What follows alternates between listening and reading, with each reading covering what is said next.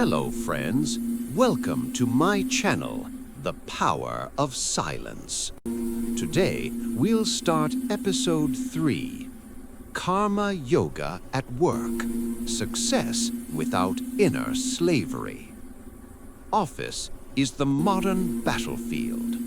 Deadlines replace arrows, emails replace commands, performance reviews replace victory and defeat. People don't quit jobs because of workload. They quit because of mental exhaustion. The Bhagavad Gita never rejected work. It rejected bondage to work. That freedom is called Karma Yoga. Why work creates suffering today? Most professionals are not tired of working. They are tired of being compared, being evaluated, being dependent on approval. The mind silently asks, "Am I enough?" Karma Yoga removes this dependency, not by reducing effort, but by purifying intention. Hello, friends. Stop for a while if you didn't understood the way we can learn this through Ajay's story. The weight Ajay carried. Every morning at 6:30 a.m., Ajay's alarm rang like a warning bell. Not a gentle wake-up call, not a hopeful call to a new day, a warning. He lay still for a second, staring at the ceiling fan, already tired before the day began. His phone buzzed, emails from his manager, project deadlines, meeting reminders, performance metrics, bonus targets. He hadn't even brushed his teeth, yet his mind was already at work, racing, worrying, calculating. His wife, Ananya, stirred beside him. "Another long day?" she asked softly. Ajay forced a smile. Always. But inside, something felt broken. He had the job people admired, a senior role in a multinational company, good salary, a respectable position. His parents boasted about him at family gatherings. His neighbors considered him successful. Yet every day felt heavier than the last. His chest often felt tight. His mind never rested. Even on weekends, his thoughts chased unfinished tasks. At night, he replayed conversations, worried about mistakes, imagined future failures. Work, which once felt like opportunity, now felt like a cage. Why work hurts today?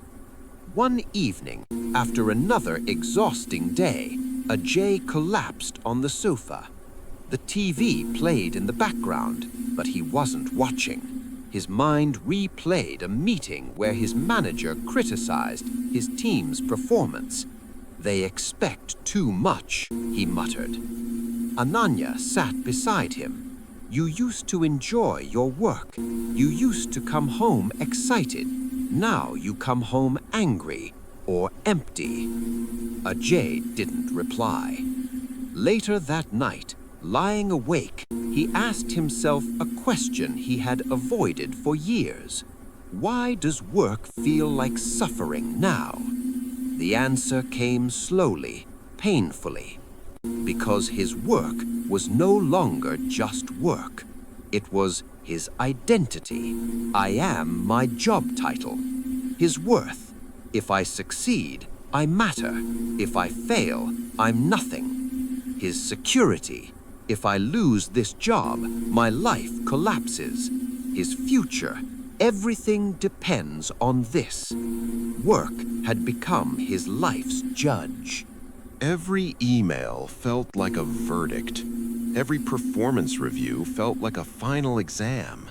Every project felt like survival. And survival, when prolonged, becomes suffering. Hello, friend. Are you getting how? Focus and listen carefully, calmly. The invisible chains. One Friday, his company announced a restructuring. Nothing concrete, just rumors. Yet Ajay felt as if the ground beneath him had cracked open. What if I lose my job? What if I can't provide? What if my career ends here? His mind raced all weekend. He couldn't enjoy food, conversation, or rest. Even his children's laughter felt distant, like sound from another room. On Sunday evening, his father called. "How's work?" his father asked. Ajay hesitated. "Stressful." His father chuckled softly. "Work has always been stressful, but suffering comes when you forget why you work." Ajay dismissed it at the time, but the words stayed. A chance encounter. A few weeks later, Ajay attended a corporate leadership workshop. He expected the usual: productivity hacks, performance strategies, motivational quotes. But the speaker that day was different. He was an elderly man in simple clothes, not a flashy consultant. His name was Shivram. He began not with statistics, but with a story. Thousands of years ago, he said, on a battlefield called Kurukshetra, a warrior named Arjuna collapsed, not from wounds, but from confusion. He refused to fight, not because he lacked skill, but because his heart was overwhelmed. Ajay recognized the story, the Bhagavad Gita. Shivram continued. Arjuna's suffering was not caused by the war. It was caused by attachment to results, fear of loss, and confusion about his role. His mind was heavier than his armor. Ajay shifted in his seat. "Today," said Shivram, "we are all Arjuna, not on battlefields, but in offices, factories, hospitals, schools, and homes. Our weapons are laptops, phones, deadlines, and expectations, but the inner struggle is the same." Ajay felt as if the man was speaking directly to him. Yes, friends, hopefully you're catching and digesting, slowly but steadily. Keep on moving. The root of modern work suffering. Shivram wrote 3 words on the board: attachment, control, identity.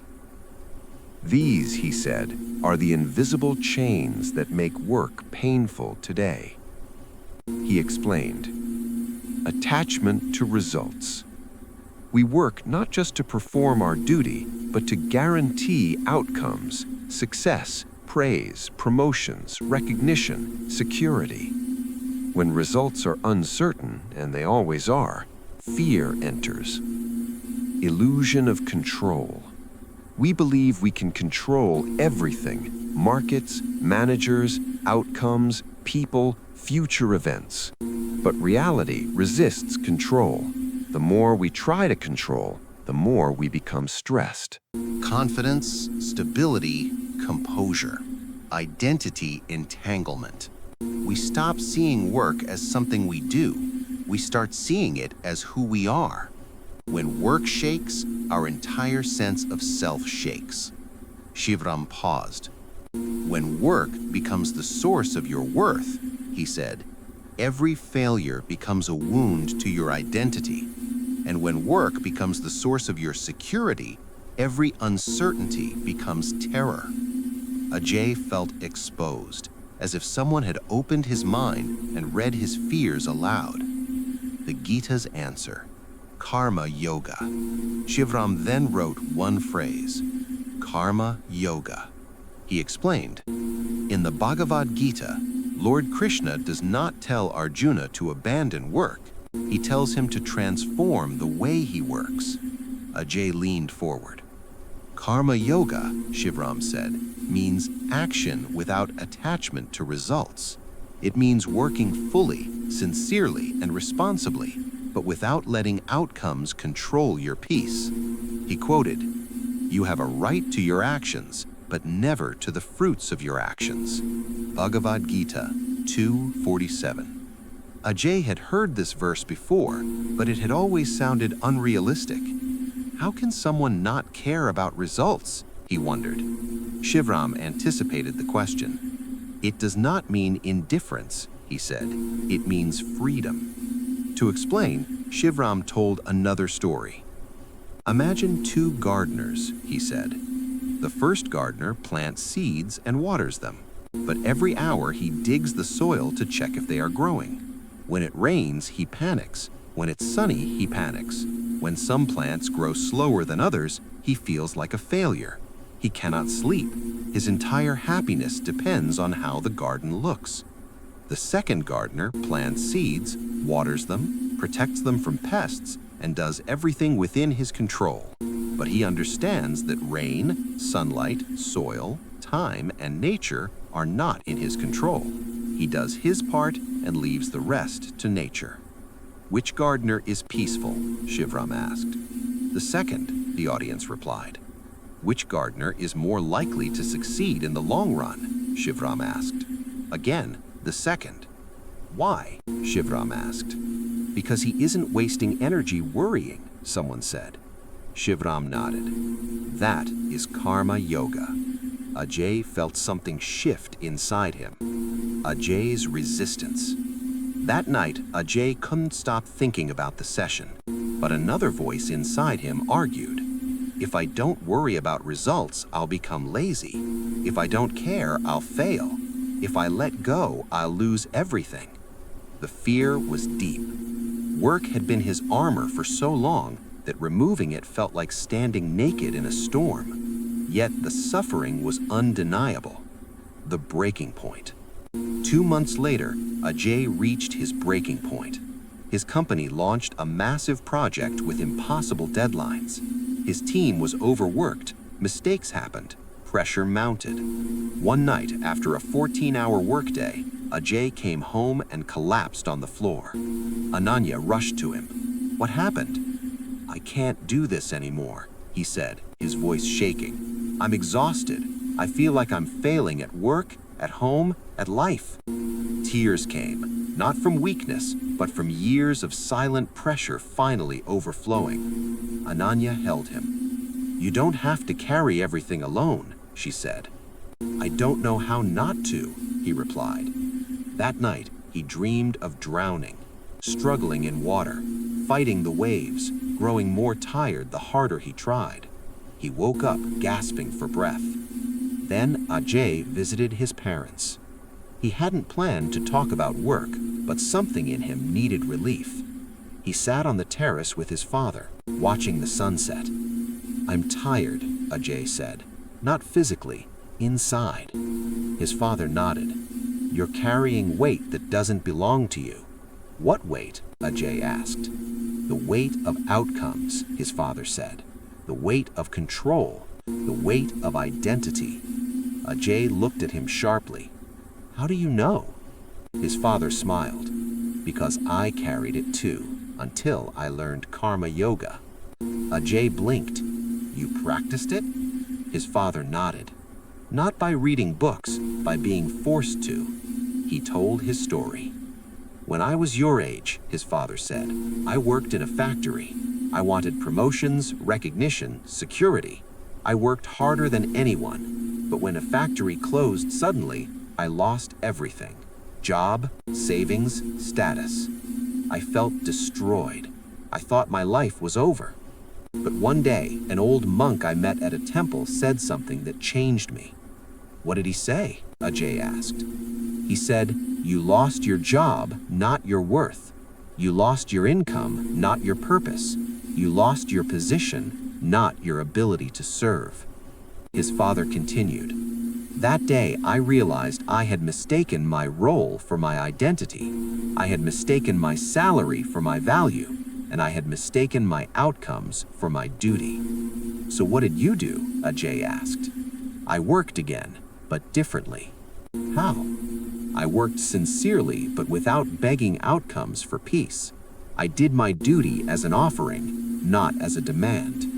Ajay felt something loosen inside him. Back at work the following week, Ajay decided to experiment. not with productivity tools, but with inner posture. Confidence, stability, composure. He told himself, I will do my work fully, sincerely, and responsibly, but I will stop using outcomes to judge my worth. It sounded simple. In practice, it was difficult. The first test came during a presentation to senior leadership. He had prepared well, but the response was lukewarm. Normally, he would spiral into self-criticism. They don't respect me. I failed. My career is over. But this time, he paused. He silently repeated a verse he had memorized. Karmanye vadikaraste, ma paleshu kadachana. You have the right to your actions, but not to the fruits. He took a deep breath. I did my part, he told himself. The result is not mine to control. To his surprise, the anxiety faded faster than usual. Not instantly, not completely, but noticeably. Then Ajay realized. Then, over the next few weeks, Ajay practiced this new way of working. He noticed subtle changes. He worked with focus, not fear. He responded to problems with clarity, not panic. He listened to his team with presence, not impatience. He accepted criticism without self-destruction. He enjoyed small tasks again, things he had forgotten to enjoy. He still cared about results, but they no longer ruled his emotions. Work stopped being a battlefield.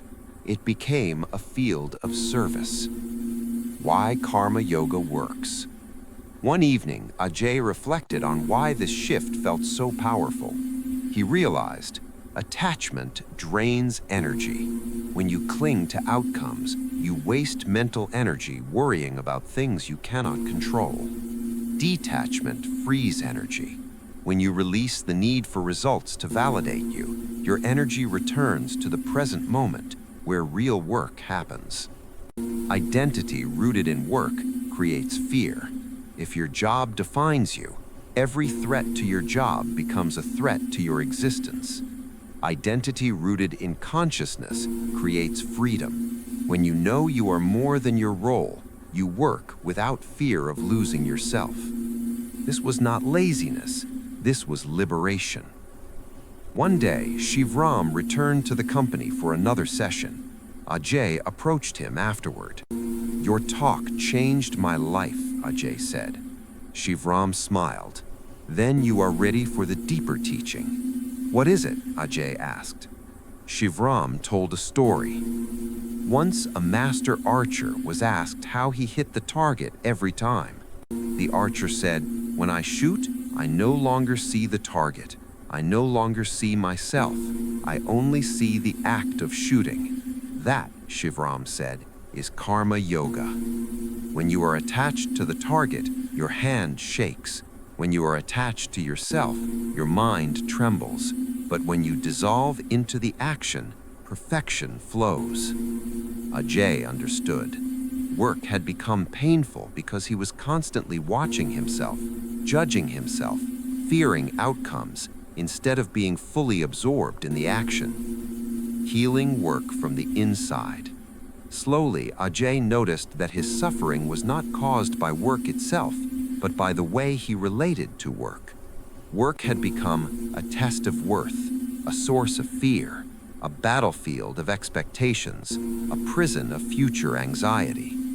Karma Yoga transformed it into a duty instead of a demand, a service instead of a struggle, a practice instead of a prison, a path instead of a burden. The work did not change.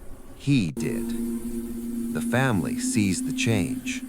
One evening, Ananya looked at him across the dinner table. You're different, she said. How? He asked. You're lighter, she said. Not just less stressed, lighter, like something heavy has been lifted. Ajay smiled. It has. What? She asked. My need to control everything. She laughed. That's a big one. Yes, he said. And my need to be everything. A crisis, a test. 6 months later, Ajay faced a real test of karma yoga. His company announced layoffs. This time, it wasn't just rumors. Names were coming. Departments were shrinking. Anxiety spread through the office like wildfire. Old Ajay would have panicked, worked obsessively, competed silently, feared every email. This time, he felt fear, but not panic. He acknowledged it. He didn't suppress it. He didn't let it rule him. He told himself, "I will do my duty sincerely. I will support my team. I will accept whatever outcome comes, not because I am careless, but because I refuse to make my peace dependent on forces beyond my control." 2 weeks later, he was called into HR. He took a deep breath and walked in calmly. They told him he was being retained. Some colleagues were not. Ajay felt relief, but not intoxication. He felt sadness for those leaving, but not despair. He helped his departing colleagues update resumes, write recommendations, and find leads. This too felt like karma yoga, the true victory. One evening, Ajay sat alone in his study, reflecting on how much had changed. He realized something profound. The true victory of karma yoga is not success in the world, but freedom from slavery to the world. Work no longer controlled his peace. Outcomes no longer defined his worth. Fear no longer governed his effort. This was not escape from life. This was full participation in life, without bondage. Why work creates suffering today, summarized. Ajay now understood the deeper truth. Work creates suffering today because we work for identity, not duty. We work for validation, not service. We work for control, not contribution. We work for future security, not present excellence. We work for self-worth, not self-expression. And whenever work becomes a substitute for inner stability, it becomes a source of pain. How Karma Yoga heals work. Karma Yoga heals this by teaching, do your duty, not your desire. Act fully, but surrender results. Work as an offering, not a transaction. Serve without expecting life to repay you. Detach from outcomes, not from effort. It does not reduce work, it purifies work. The final lesson. One evening, Ajay visited Shivram again. Is this the end of suffering? Ajay asked. Shivram smiled. No, life will still bring challenges, but suffering ends when resistance ends. Resistance to what? Ajay asked. Resistance to reality, Shivram said. When you fight what is, you suffer. When you accept what is, while doing your duty, you become free. He quoted Krishna, established in yoga, perform your actions, abandoning attachment and remaining even-minded in success and failure. This equanimity is called yoga. Bhagavad Gita 2:48. Ajay bowed slightly. The quiet revolution. Months later, Ajay noticed something unexpected. His performance improved. His leadership improved. His relationships improved. Not because he tried harder, but because he struggled less. Without fear clouding his mind, his decisions were clearer. Without ego driving his actions, his team trusted him more. Without attachment draining his energy, he had more energy to give. The inner revolution produced outer excellence. The closing reflection. One morning, Ajay woke up before his alarm. The ceiling fan spun softly above him. The room was quiet. For the first time in years, he did not feel dread. He did not feel urgency. He did not feel pressure. He felt readiness, not to fight the day, but to serve it. He whispered to himself, I will work. I will do my best. I will let go of the rest. And in that letting go, he finally found what he had been searching for all along. Peace in action, freedom in effort, joy in duty. That is Karma Yoga. That is the end of suffering at work. Final message. Work itself is not the enemy. Attachment is. Control is. Identity entanglement is. Karma Yoga does not change what you do. It changes who you are while doing it.